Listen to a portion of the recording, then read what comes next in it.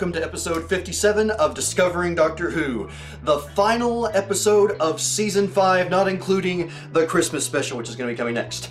But today, I got mixed up a little bit there, but anyway, the episodes I'm talking about today is the two-parter, the Pandorica opens and the Big Bang, which really should have just been the Big Bang 2, but you know, that's besides the point. Let's get right into it with my favorite parts of these two episodes, starting with in the beginning part with Victor, Churchill, and Liz 10, and River. even if they're only in there for that little amount of time, the fact that we get to revisit those characters just one last time, starting with the sadness that Victor's experiencing at that point in his life. Moving on to Churchill for more of a light-hearted little bit there, and then getting to see Liz 10 again. I hope that's not the last time we actually get to see her, because that was just, a short little cameo there, and she's a really awesome character, so hoping that's not the last time we see her. But I just really enjoyed that opening there and getting to see those characters again. Hopefully not for the last time as far as Liz 10 goes. Now, my second favorite part of these two episodes, River! River is just awesome. I mean, throughout both of these episodes, I really enjoyed her, and I think probably the moment that just really capitalized on everything was the moment when it was right after the Doctor got shot by the Dalek, and she stayed there by herself, then had Rory and Amy run along to where the Doctor would be. That exchange with the Dalek was just chilling. It was just so absolutely perfect that she brought a Dalek to the point where it cried for mercy. Perfect. Just absolutely perfect. But moving on, my third favorite part of these two episodes, Rory! And yes, he actually is back. He actually is back, and in full form, although not technically at first, because we find out he's part of the, the Nestine consciousness. He gets brought back as a Nestine, which was weird, but he has free will to a point. But, just both of these episodes, Rory was just absolutely brilliant. And what was it? The part where it's the beginning of the second episode, the Big Bang, where they think that Amy is dead, and the Doctor says that something along the lines of, it's like, the whole universe, I sacrifice it for your girlfriend, and then Rory just decks him right in the face. I was just like, whoa! That was just a great moment. And I mean, let alone, his role as the patient Centurion, or whatever it actually was. I think that's right, the patient Centurion. That whole segment there was just absolutely beautiful. And when we hear about the history of the Centurion and how long it had stayed with the box, it was just so good, so good. But moving on, my fourth favorite part of these episodes was when we finally figure out the Pandorica boxes, or the Pandorica's connections, which, as we find out, as I kind of said in the off comment in one of the first episodes, or the first episode of the 5th series actually, its connection to Pandora's box, which even Amy alludes to because it's one of her favorite childhood books, and just all of that coming together. When River goes to Amy's childhood home and sees all of those things and finally puts all the connections together, that something is being manipulated, that the Centurions there, the Romans there, aren't real, or they're not supposed to be real. And that Pandorica's box was, basically a play on the story of Pandora's box. Just, so much goodness there, so much goodness! I'm a little bit excited, can you tell? Anyway, moving on, my fifth favorite part of these two episodes was almost all of the Doctor's enemies coming together to stop him, to stop the universe from blowing up, or at least as far as they knew. just that whole scene where you see all of them come together, the Daleks, the Cybermen, the Nestine, the army guys that look like potatoes. I'm forgetting their names all of a sudden. But just all of them coming together, and that scene where they lead the Doctor into the Pandorica, and just the music playing over that scene, my God. Amazing. Just amazing. And moving on, my sixth favorite part of these episodes was when the universe ends, or basically the end of the Pandorica opens. Now, as I mentioned before, it's when the Doctor gets put into the Pandorica, and when Rory, against his own will, shoots Amy dead. And that was just... Well, I mean, if you saw the little intro at the beginning there, as I saw this happening, I pulled out my phone and recorded myself, you know, tried to be as legitimate as possible. I was shocked. I was just like, even now I don't know what to say about all that. It was just insane what was going on. And then the visual of all of the stars exploding and just disappearing from existence. Except the sun, although it was technically the sun. You've seen the episode, you know what I'm talking about.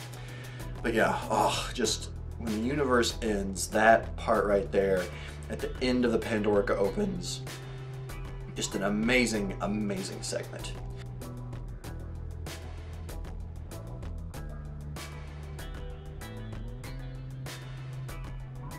Moving on, my seventh favorite part of these two episodes, the opening of the Big Bang, when the Pandora's box, when the Pandorica opens and we see Amy alive, and she says, "This is where it gets complicated."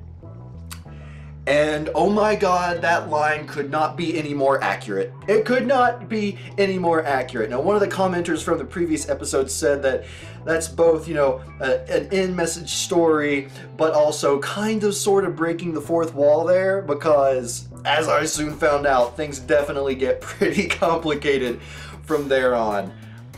That was just, it was the perfect way to encapsulate what was about to happen, really without me even knowing it. Despite the fact that I was in shock that almost 2,000 years later, Amy's there alive to say those words.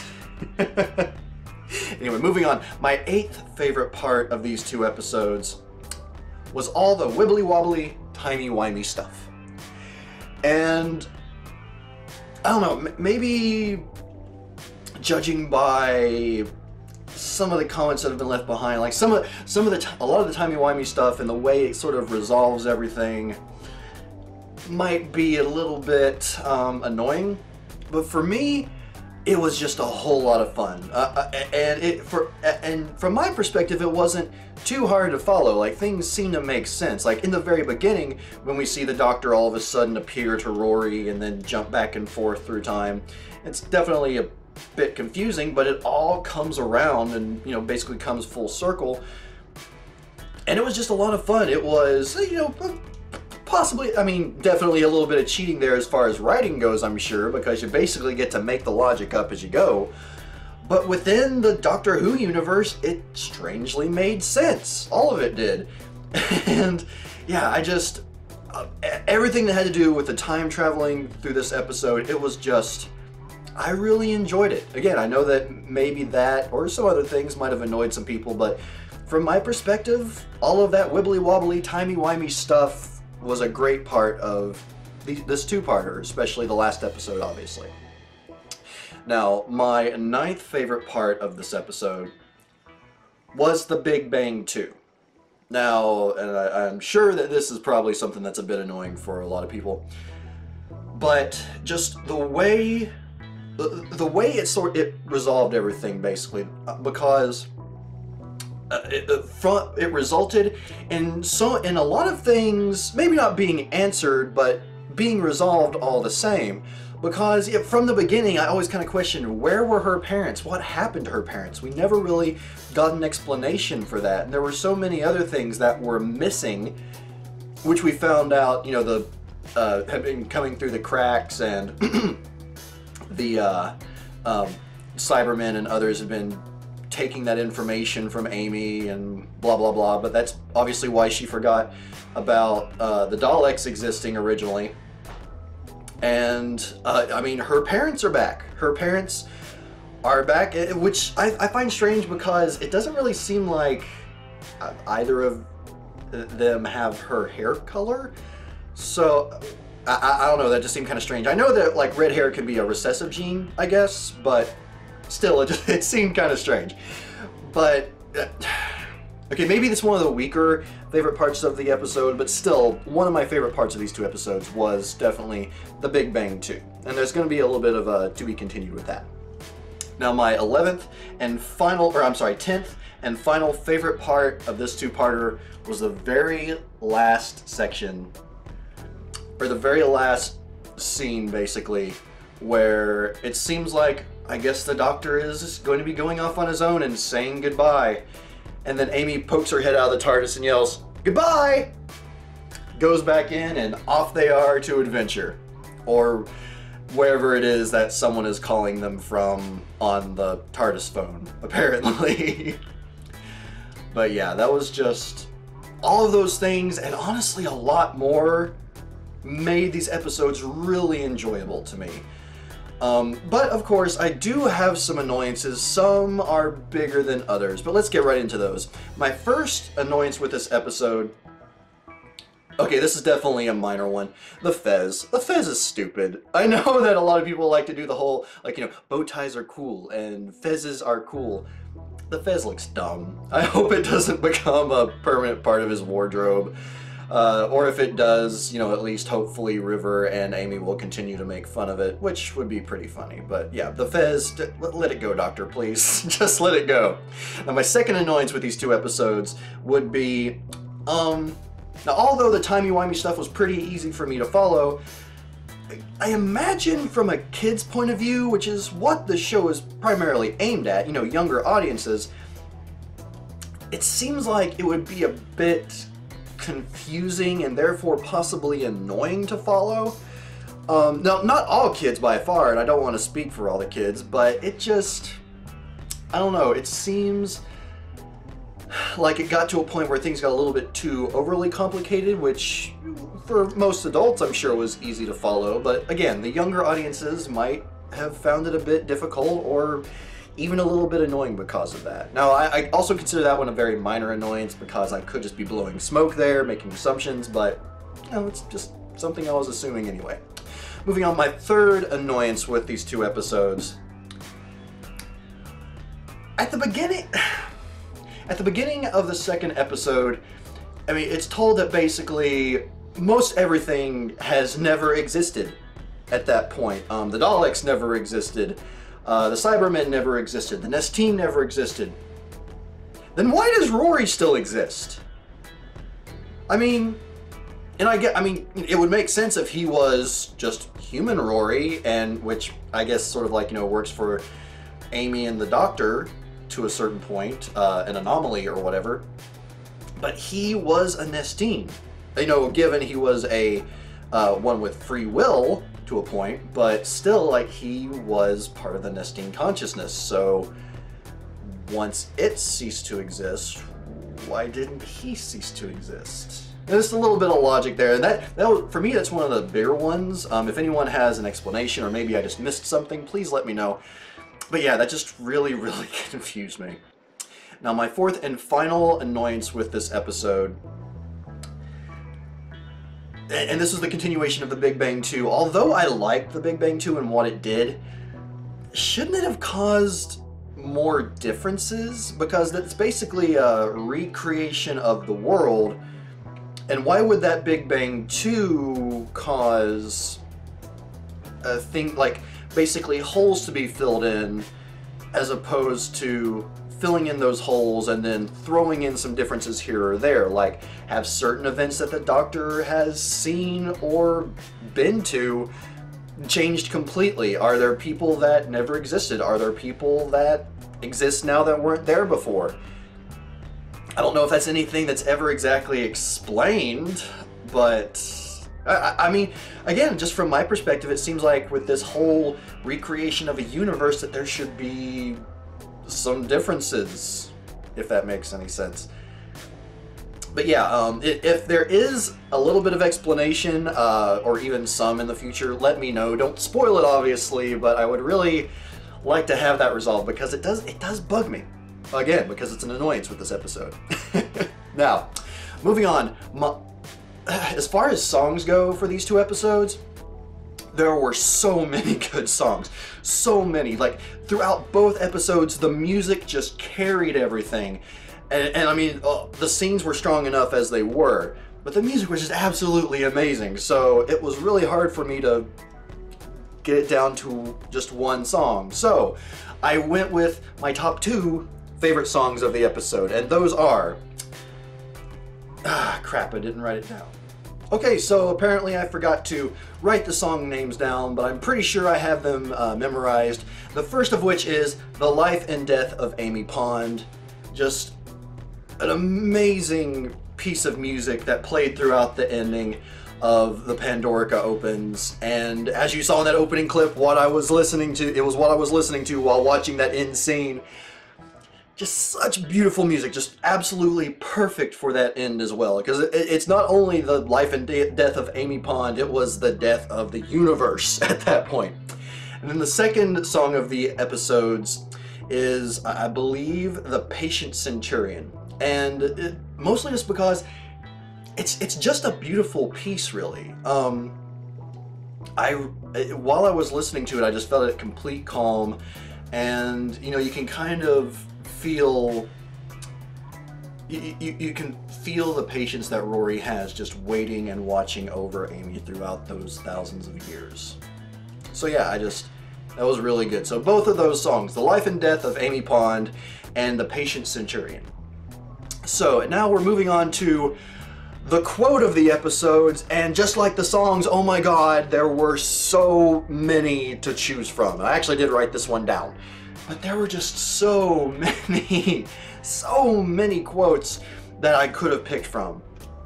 But there was one that, in my eyes, stood out above the rest, and I'm sure there are others, so please let me know what some of your favorite quotes of the episode were. But this is the one that it's right at the end of the episode when the cracks are closing. The Doctor is sort of doing a little bit of a rewind through all these different scenes, some of which we haven't seen before. And it's when he's watching over little Amy, or Amelia, when she was a little girl, obviously, and speaking to her. And he says, "It's funny. I thought if you could hear me, I could hang on somehow. Silly me. Silly old Doctor. When you wake up, you'll have a mom and dad, and you won't even remember me. Well, you'll remember me a little. It'll be a story in your head. But that's okay. We're all stories in the end. Just make it a good one, eh? Because it was, you know, it was the best. A daft old man who stole a magic box and ran away. Did I ever tell you I stole it? Well, I borrowed it.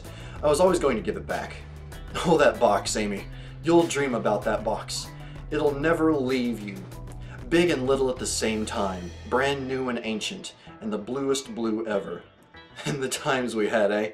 Would have had, never had. In your dreams, they'll still be there. The Doctor and Amy Pond, and the days that never came." That line right there is just absolutely beautiful, and that completely solidifies for me that this is the Doctor. I mean, I already pretty much completely accepted Matt Smith as the Doctor a while back, but that line right there, as well as a few other scenes throughout this two-parter, just said so much about who he is. It's like, you know, he is this goofy, weird Doctor that likes fezzes and bow ties for some reason, but he's an old soul, and he portrayed that so very well, especially in this quote, in my opinion. Again, let me know what some of your favorite lines were, and if you felt any others were stronger quotes of the episode. But moving on from there, my overall thoughts on these episodes. This might surprise you. Well, maybe not since you've watched this whole video. I really liked it. I really like this two-parter. Some of the logic aside, some of the issues that I had with it aside, it was just a great two-parter and definitely thrilling. I have it right up there with some of the best two-parters that I've honestly seen in this show so far.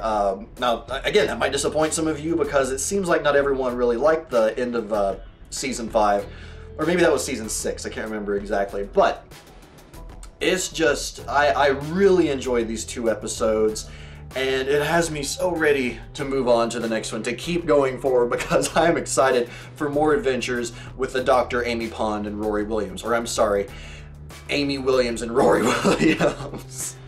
Or, wait, did they take the Pond name? That's what Rory said, didn't he? It's like, it's now Rory Pond, and, oh, whatever. Anyway, moving on from there, I do have a question moving forward, and it's obviously one that won't be answered for a little while, so spoilers obviously, but what is the silence and did it fall? Now, they said it several times through the second episode especially, but it mentions the silence and like the silence is falling, or was it the silence has fallen, whatever it is. What's the silence? I want to find out now. I want to find out, and I want to find out if it had actually any bearing on the events of these 2 episodes, because it seemed like whatever the silence was and the Pandorica was, they would be happening together, but apparently not, other than just the mention of the silence. But that's besides the point. Moving on, everyone. Thank you so much for joining me for this season 5 run. I got it all done in less than a month, which was very surprising for me. I didn't know if I would be able to do it properly, especially with how busy the holidays get between work and getting ready for the holidays, getting ready for Christmas. But everyone, just thank you so very much for joining me along for this. I'm looking forward to getting into the Christmas special, which is called A Christmas Carol. And at least from the screenshots I've seen, it looks like it's going to be a lot of fun. It's going to be really interesting. And it'll get us right into season 6 after that. So everyone, I'm sure I've probably said it at least 5 times already this episode, but thank you all so much for being a part of this little community of discovering Doctor Who. I appreciate all of you. And until next time, until the Christmas special, which will be coming out on Tuesday, hopefully. Thank you all so very much. Oh, and by the way, if you like peppermint bark, click here.